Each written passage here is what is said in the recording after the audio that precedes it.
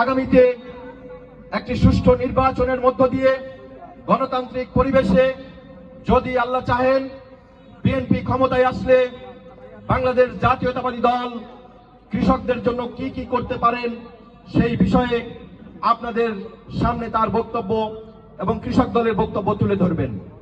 এই মুহূর্তে 3 মাস ব্যাপী ইউনিয়ন পর্যায়ে জাতীয়তাবাদী কৃষক দলের উদ্যোগে কৃষক সমাবেশে কৃষক দলের যে বক্তব্য সেটি আমি পাঠ করছি। প্রিয় কৃষক ভাইয়েরা, আসসালামু আলাইকুম।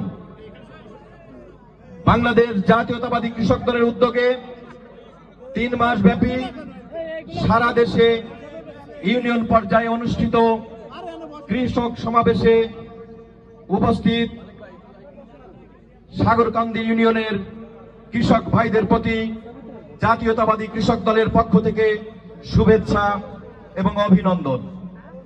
আপনারা দয়া করে আমাদের এই গুরুত্বপূর্ণ বক্তব্যটি সবাই শোনার চেষ্টা করবেন। পরস্পর কথা বললে আমরা এখান থেকে যা পাঠ করব আসলে আপনারাও বুঝতে পারবেন না, পাশের লোকটি বুঝতে পারবে না। আপনারা দয়া করে এই লিখিত বক্তব্যটি জনাব তারেক রহমান কর্তৃক প্রণীত এই বক্তব্যটি একটু দয়া করে শুনবেন। প্রিয় ভাইয়েরা,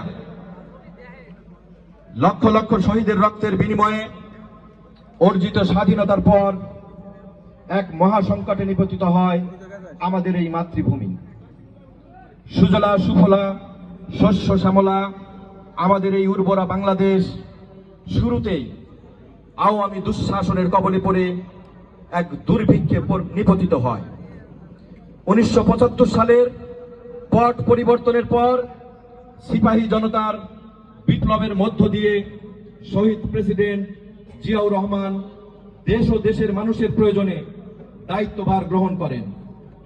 দুর্ভিক্ষ কবলিত এই দেশের মানুষের মুখে এক মুঠো খাবার তুলে দেওয়ার জন্য কৃষিক্ষেত্রে কিছু যুগান্তকারী পদক্ষেপ গ্রহণ করেন। ফলে অতি অল্প সময়ের মধ্যে বাংলাদেশে সবুজ বিপ্লবের শুরু হয় এবং খাদ্যে স্বয়ংসম্পূর্ণতা অর্জন করে আমাদের দেশ বিদেশে খাদ্য রপ্তানি করা শুরু করে। প্রিয় ভাইয়েরা, শহীদ রাষ্ট্রপতি জিয়াউর রহমান কৃষিতে যে সমস্ত অবদান রেখেছেন সেগুলো আমি বলছি। জিয়াউর রহমান একটি বিশেষ কৃষি ঋণ কর্মসূচি চালু করেছিলেন। ক্ষুদ্র ও প্রান্তিক কৃষক যেন কৃষি উৎপাদনে অবদান রাখতে পারে, সেজন্য 1977 সালের ফেব্রুয়ারি মাসে কোনো জামানত ছাড়াই 100 কোটি টাকার একটি বিশেষ কৃষি ঋণ কর্মসূচি প্রণয়ন করেন শহীদ রাষ্ট্রপতি জিয়াউর রহমান।